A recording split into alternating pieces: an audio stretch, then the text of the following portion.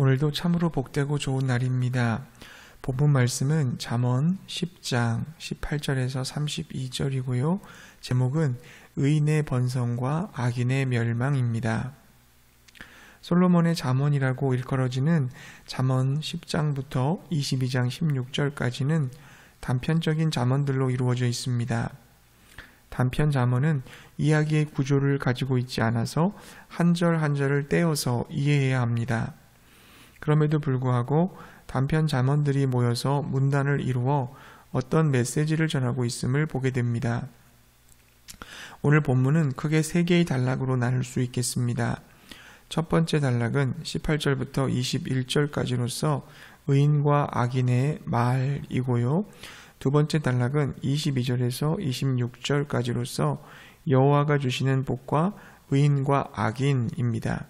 그리고 세 번째 단락은 27절에서 32절까지로서 여호와 경외와 의인과 악인으로 나누어 볼 수 있겠습니다. 각 단락별로 내용을 살펴봅시다. 첫 번째 단락은 18절에서 21절로서 의인과 악인의 말입니다. 악인의 말은 어떤 말입니까? 18절에 보면 미움을 감추는 거짓된 말이라고 했습니다. 무슨 뜻입니까? 내 마음속에 누군가를 향한 미움이 있습니다. 그 미움을 표현하지 않는 것이 성숙한 태도이기는 하지만 미워하고 경멸하는 그 사람 앞에서는 선하게 대하다가 그가 없는 자리에서는 그를 욕하는 태도는 바람직하지 않습니다. 그리고 결국 그를 비방하고 다닌다는 말이 내가 미워하는 그의 귀에 들어간다면 어떻겠습니까? 그는 큰 상처를 받게 될 것입니다. 교원영색이라는 말이 있습니다. 상대방을 현혹시키기 위해 꾸미는 교묘한 말과 꾸민 얼굴빛을 뜻하는데요. 이런 사람을 위선자라고 부르는 것입니다. 또 악인의 말은 18절에 중상하는 말입니다. 중상은 근거 없는 말로 남을 헐뜯어 명예나 지위를 손상시키는 것을 말합니다. 왜 사람들은 남을 중상하는 것일까요? 저 사람이 문제라고 말하면서 내가 괜찮은 사람인 것을 드러내고 싶은 것입니다. 다른 사람에게 자신을 근사하게 보이기 위함입니다. 이런 사람을 조심하십시오. 다른 사람에 대해 지적하면서 말하고 다니는 사람은 나에 대해서도 다른 사람들에게 지적하고 말하고 다닐 수 있는 사람이기 때문에 그렇습니다. 또 악인은 19절에 많은 말을 하는 사람입니다. 말이 많으면 허물을 면하기 어렵다고 했습니다. 말은 의사소통의 도구입니다. 의사소통이 이루어지려면 말, 경청, 침묵이 있어야 합니다. 막스 피카르트라는 사람은 침묵을 거치지 않은 말은 소음에 지나지 않는다고 했습니다. 우리의 말이 신빙성을 가지려면 침묵 속에 담갔다가 꺼내는 말이 되어야 합니다. 또 자기의 말이 의미를 가지려면 상대방의 말을 경청해야 합니다. 그런데 많은 사람들이 경청하기보다도 중도의 말을 끊고 자기의 말을 하려고 합니다. 또 다른 사람의 말에 공감하면서 경청하다가도 결국은 자기 이야기를 합니다. 침묵이 없고 경청이 없는 말은 겉도는 말이 될 수밖에 없음을 기억하시기 바랍니다. 우리가 상대방에게 가장 대접받고 있다고 느낄 때가 언제입니까? 세상에 나밖에 없는 것처럼 내 이야기를 들어줄 때 우리는 행복해집니다. 상대가 나에게 답을 못 해주어도 괜찮습니다. 내 이야기를 들어주는 것만으로도 행복한 것입니다. 이러한 악인의 말은 아무런 가치가 없고 미련하고 아무런 생명력도 없는 것입니다. 반면에 의인의 말은 어떤 말입니까? 19절에 그 입술을 제어하는 말입니다. 침묵하고 경청하며 말하는 것입니다. 또 의인의 말은 순은과 같다고 했습니다. 그가 하는 말이 값어치가 있다는 뜻입니다.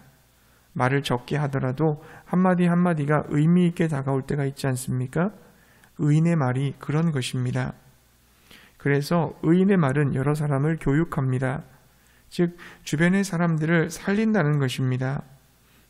나의 말을 통하여 주변 사람들이 힘들어하고 상처를 받는 것이 아니라 평안하게 되고 고요하게 되고 잘하게 된다면 얼마나 큰 축복입니까?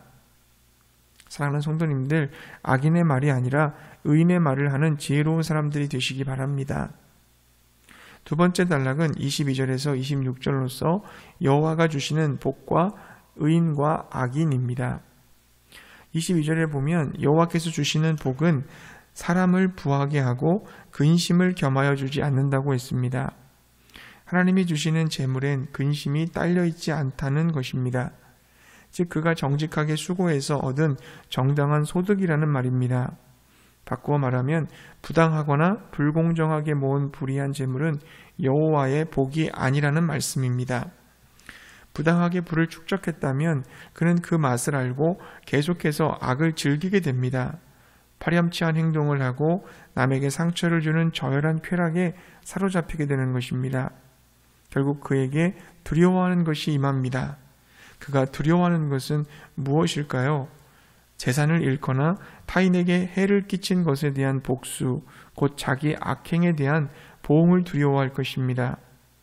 악은 부메랑과 같습니다. 내가 누군가에게 악한 행동을 했다면 그 악한 행동은 내게로 되돌아올 것입니다. 따라서 끝내 파괴적인 폭풍이 쓸어가는 것처럼 악인은 사라져버리고 말 것입니다. 마치 모래 위에 지은 집처럼 인생의 비바람이 불어오면 모두 날아가 버리고 마는 것입니다. 이러한 악인의 가장 큰 특징이 게으름입니다. 그는 사람들에게 피해를 주는 사람입니다.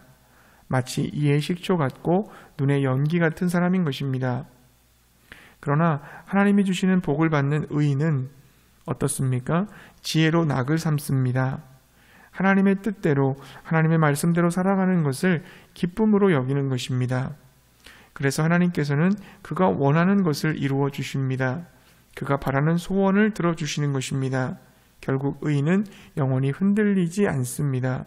반석 위에 집을 지은 사람처럼 어떤 환난과 고난 앞에서도 견고하게 서 있을 것입니다. 사랑하는 성도님들, 정직하고 부끄러움 없이 일하며 하나님께서 주시는 복을 받아 누리시기 바랍니다. 그리하여 계속해서 하나님의 말씀대로 살아감으로 소원을 이루고 하나님으로부터 인정과 칭찬을 받으시기 바랍니다. 세 번째 단락은 27절에서 32절로서 여호와 경외와 의인과 악인입니다.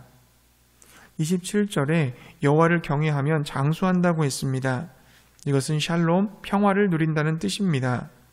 여호와를 두려워하여 모든 것을 하나님께 맡긴 자에게는 평화가 있습니다.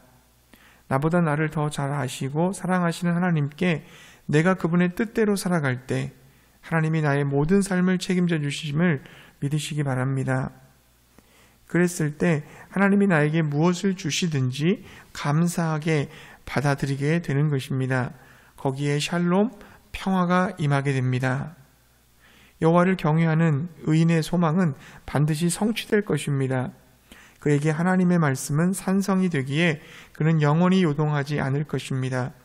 그는 지혜롭기 때문에 그의 입술은 하나님이 기뻐하시는 말을 하게 됩니다. 그러나 여호와를 경외하지 않는 악인은 어떻습니까? 그의 수명은 짧습니다. 그는 늘 불안하고 두려움 속에서 살아갑니다. 결국 그의 소망은 끊어질 것입니다. 왜 그렇습니까? 정의로우신 하나님이 악인을 심판하시기 때문입니다. 그는 멸망당할 것입니다.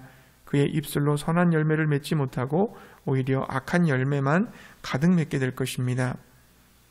사랑하는 성도님들, 하나님을 경외하시기 바랍니다. 하나님을 경외하는 자에게 장수와 평화와 지혜와 흔들리지 않는 견고함의 복이 주어질 것입니다. 나의 입술을 통해 선한 열매들이 맺히고 나의 이웃들이 생명을 얻게 될 줄로 믿습니다. 의인은 번성하지만 악인은 멸망할 것입니다. 의인으로서 하나님이 주시는 복을 받은 자로서 하나님을 경외하는 자로서 참 지혜자로 살아가시는 저 여러분들 되시기를 축복합니다.